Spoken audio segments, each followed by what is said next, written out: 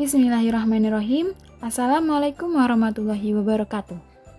Kami, mahasiswa Poltekkes Jakarta 3, kelas 1B jurusan D4 Keperawatan, ingin mempraktikkan serta menjelaskan tentang pemeriksaan glukosa urin.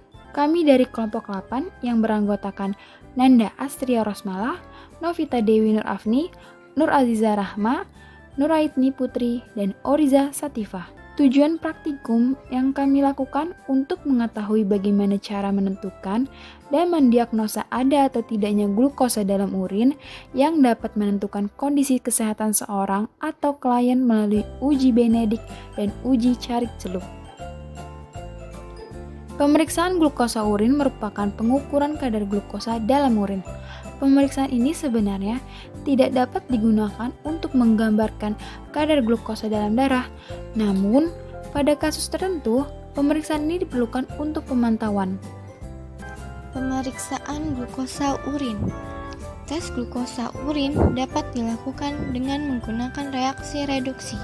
Dikerjakan dengan menggunakan filling, Benedik, dan Clinitest. Ketiga jenis tes ini dapat digolongkan dalam jenis pemeriksaan semi kuantitatif. Sedangkan tes glukosa dengan enzimatik dilakukan dengan metode Carik Celup yang tergolong dalam pemeriksaan semi kuantitatif dan kuantitatif. Diabetes adalah suatu penyakit yang dapat dideteksi melalui urin. Urin penderita diabetes akan mengandung gula yang tidak akan ditemukan dalam urin orang yang sehat. Kelainan glukosa urin. Pada orang normal, tidak ditemukan adanya glukosa dalam urin. Glukosuria dapat terjadi karena peningkatan kadar glukosa dalam darah yang melebihi kapasitas maksimum tubulus untuk mereabsorpsi glukosa. Hal ini dapat ditemukan pada kondisi diabetes mellitus, tirotoxis, sindroma Cushing, pheochromocytoma, peningkatan tekanan intrakranial atau karena ambang rangsang ginjal yang menurun seperti pada renal glukosuria, kehamilan, dan sindroma Fanconi. Bahan reduktor yang dapat menimbulkan reaksi positif palsu tersebut antara lain galaktosa, fruktosa, laktosa, pentosa, formalin, glukuronat, dan obat-obatan seperti streptomycin, salisilat, dan vitamin C. Oleh karena itu, perlu dilakukan uji lebih lanjut untuk memastikan jenis gula pereduksi yang terkandung dalam sampel urin. Hal ini dikarenakan hanya kandungan glukosa yang mengidentifikasi keberadaan penyakit diabetes. Faktor-faktor yang mempengaruhi jumlah atau keadaan urin. 1. Jumlah air yang diminum. 2. Keadaan sistem syaraf. 3. Hormon ADH. 4. Banyaknya garam yang harus dikeluarkan dari darah agar tekanan menjadi osmotik. 5. Pada penderita diabetes mellitus, pengeluaran glukosa diikuti kenaikan volume urin. Faktor-faktor kesalahan pemeriksaan urin, yaitu pertama, terlalu lama memanaskan. Kedua, urin yang diteteskan terlalu banyak. Ketiga, sebelum dibaca hasilnya, tabung tidak dikocok terlebih dahulu sehingga reaksi tabung tidak merata. Alat-alat yang dibutuhkan untuk uji Benedik. Ada tabung reaksi, gelas ukur, pipet tetes, lampu spiritus, tisu, serta penjepit tabung reaksi. Bahan yang digunakan untuk uji Benedik ada larutan glukosa 0,03%, larutan glukosa 0,5%, larutan glukosa 1%, larutan glukosa 5%, urin normal, urin DM, aquades, serta pereaksi Benedik. Pemeriksaan glukosa urin Benedik. Cara kerjanya, pertama, masukkan masing-masing 2,5 ml pereaksi Benedik ke dalam 6 buah tabung reaksi. Kedua, menambahkan 4 tetes larutan glukosa 5% ke dalam tabung 1, larutan glukosa 1% ke dalam tabung 2, larutan glukosa 0,5% ke dalam tabung 3, larutan glukosa 0,03% ke dalam tabung 4, urin normal ke dalam tabung 5, dan urin DM ke dalam tabung 6. Ketiga, mengocok masing-masing tabung selama beberapa detik. Keempat, memanaskan tiap tabung menggunakan lampu spiritus selama kurang lebih 5 menit. Kelima, mengamati warna endapan yang terbentuk pada setiap tabung. Berikut ini adalah gambar dari cara kerja pemeriksaan glukosa urin dengan metode Benedict. Selanjutnya, hasil metode Benedict perlakuan 1 2,5 ml per reaksi Benedict ditambah 4 tetes larutan glukosa 5% dikocok dan dipanaskan 5 menit, hasilnya merah keruh dan kadarnya lebih dari 2%. Perlakuan 2 2,5 ml per reaksi Benedict ditambah 4 tetes larutan glukosa 1% dikocok dan dipanaskan 5 menit, hasilnya hijau ke kuning-kuningan dan kadarnya lebih dari 1%. Perlakuan 3 2,5 ml per reaksi Benedict ditambah 4 tetes larutan glukosa 0,5% dikocok dan dipanaskan 5 menit, hasilnya hijau ke kuning-kuningan dan kadarnya lebih dari 1%. Perlakuan 4 2,5 ml per reaksi Benedict ditambah 4 tetes larutan glukosa 0,03% dikocok plus dipanaskan 5 menit, hasilnya biru sedikit kehijau-hijauan dan kadarnya 0%. Perlakuan 5 2,5 ml per reaksi Benedict ditambah 4 tetes urin normal dikocok dan dipanaskan 5 menit, hasilnya biru jernih dan kadarnya 0%. Perlakuan 6 2,5 ml per reaksi Benedict ditambah 4 tetes urin diabetes mellitus dikocok dan dipanaskan 5 menit, hasilnya jingga dan kadarnya 1 sampai kurang dari 2%. Urin normal menunjukkan warna biru jernih menandakan tidak adanya glukosa dalam urin, sedangkan urin pengidap diabetes berwarna jingga menandakan adanya glukosa dalam urin. Perbedaan warna ini menunjukkan tingkat kadar glukosa dalam urin. Selanjutnya, pemeriksaan glukosa urin metode carik celup.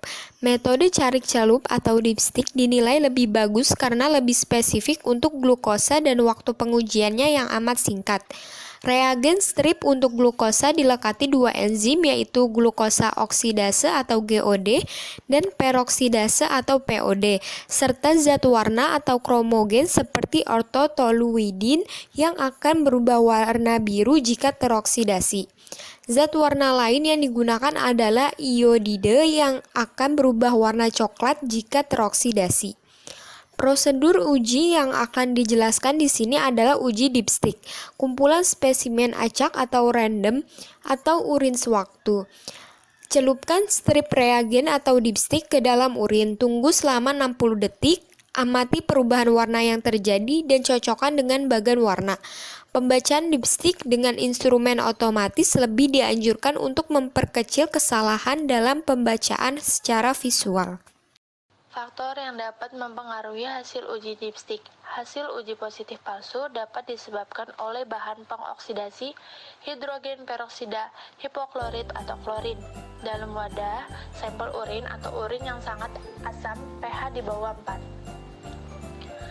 Hasil negatif palsu dapat disebabkan oleh pengaruh obat, vitamin C, asam hogentisat, salisilat dalam jumlah besar, asam hidroksiindolasetat berat jenis urin besar 1,020 dan terutama bila disertai dengan pH urin yang tinggi, adanya badan keton dapat mengurangi sensitivitas pemeriksaan infeksi bakteri.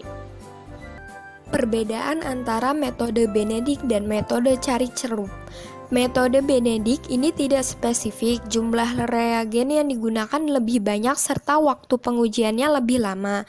Akan tetapi penilaian hasil semi kuantitatif lebih akurat. Sedangkan untuk metode dipstick atau carik celup selain sangat spesifik, waktu pengujiannya juga singkat dan praktis. Namun metode ini dapat mengakibatkan hasil palsu.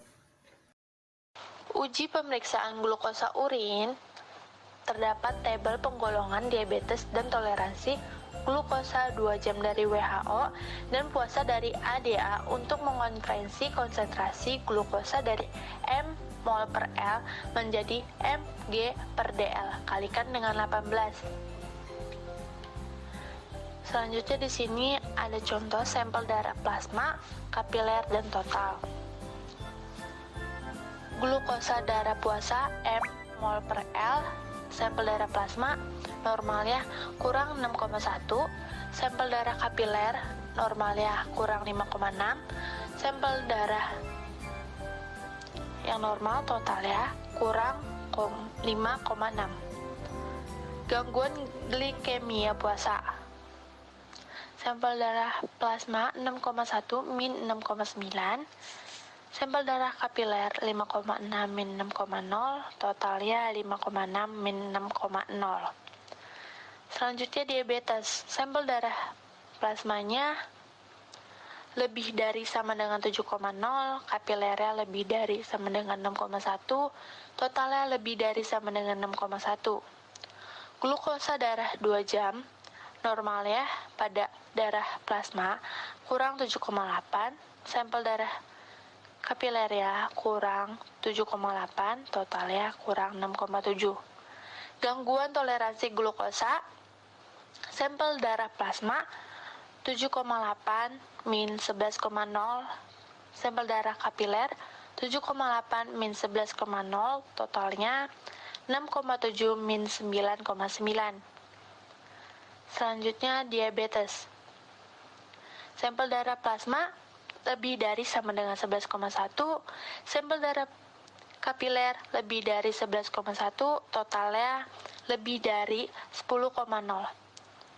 Donley 2014. Yang A. Temuan normal, tidak ditemukan glukosa dalam urin. Koalak 2009. B. Temuan abnormal. Diabetes mellitus merupakan kondisi kronis yang ditandai dengan peningkatan konsentrasi glukosa darah disertai munculnya gejala utama yang khas, yaitu urin yang berasa manis dalam jumlah yang besar. Donley 2014. Kelainan yang menjadi penyebab mendasar dari diabetes mellitus adalah defisiensi relatif atau absolut dari normal insulin. Contoh kejadian abnormal pada glukosa urin. Penelitian di Jember menunjukkan wanita hamil dengan DM dan glukosuria memiliki hubungan yang kuat, yaitu 17 pasien, 89,5% dari total 19 pasien. Komplikasi DM pada kehamilan mempengaruhi ibu dan bayi. Malformasi kongenital ialah komplikasi yang paling sering terjadi pada bayi saat awal kehamilan. Resiko preeklampsia, operasi sesar atau yang direncanakan atau darurat, dan distosia bahu bayi meningkat pada wanita hamil dengan DM, diabetes mellitus gestasional atau yang biasa disebut dengan DMG adalah DM yang terdiagnosis pada trimester 2 atau 3 kehamilan pada wanita yang bukan DM sebelum kehamilan. Manfaat pemeriksaan glukosa urin. Yang pertama, dalam dunia keperawatan, pemeriksaan glukosa urin merupakan salah satu dari berbagai jenis pemeriksaan dasar kesehatan atau tes medis yang umum digunakan untuk mengetahui kondisi kesehatan klien karena dapat mendiagnosis atau menelisik ada tidaknya penyakit yang menjangkit klien. Yang kedua, pemeriksaan ini akan mengevaluasi berbagai komponen dalam urin sebagai hasil dari produk limbah yang diproduksi oleh ginjal. Pemeriksaan glukosa urin ini umum dilakukan di rumah, ruang praktik dokter, rumah sakit, hingga laboratorium. Jika dalam hasil pemeriksaan didapatkan urin klien mengandung glukosa, maka artinya klien terdiagnosa mengalami glukosuria yang umumnya dialami oleh penderita diabetes. Selanjutnya kesimpulan. Glukosa urin adalah gugus gula sederhana yang masih ada di urin setelah melewati berbagai proses di ginjal. Biasanya tidak ada glukosa dalam air seni. Adanya glukosa dalam urin disebut glukosuria. Hal ini harus diwaspadai adanya gangguan atau penyakit. Jika glukosuria bersama hiperglikemia atau peningkatan kadar gula dalam darah, maka kemungkinannya adalah diabetes mellitus atau DM. Pemeriksaan urin Benedik ini termasuk jenis pemeriksaan penyaring yang tidak spesifik. Tujuan tes Benedik ini adalah untuk mendiagnosa ada atau tidaknya glukosa dalam urin. Berdasarkan tujuan dan hasil pengamatan yang diperoleh, maka dapat disimpulkan: yang pertama, prinsip kerja dari uji Benedik yaitu reaksi Benedik yang mengandung kupri sulfat dalam larutan alkalis suasana basah akan tereduksi oleh glukosa yang mempunyai gugus aldehid atau keton, sehingga terjadi perubahan warna. Yang kedua, kadar glukosa yang diperoleh dalam urin normal adalah 0% dan akan berwarna biru jernih, dan urin diabetes mellitus dengan menggunakan Benedik kadar glukosanya 1,0 sampai kurang 2,0% dan akan berwarna jingga merah bata. Uji glukosa urin konvensional menggunakan reaksi Benedik atas dasar sifat glukosa sebagai zat pereduksi. Cara ini tidak spesifik karena beberapa pereduksi lain dapat mengacaukan hasil uji. Beberapa gula lain bisa menyebabkan hasil uji reduksi positif, misalnya fruktosa, sukrosa, galaktosa, pentose, laktoksa. Metode carik celup atau dipstick dinilai lebih bagus karena lebih spesifik untuk glukosa dan waktu pengujian yang amat singkat. Untuk lebih jelasnya, kami memilih beberapa video bersumber dari YouTube yang melakukan cara kerja secara langsung uji coba Benedik dan carik celup dalam pemeriksaan glukosa urin. Sekian penjelasan dari kelompok kami mengenai pemeriksaan glukosa urin. Semoga apa yang telah kami paparkan dapat bermanfaat bagi kita semua. Wassalamualaikum warahmatullahi wabarakatuh.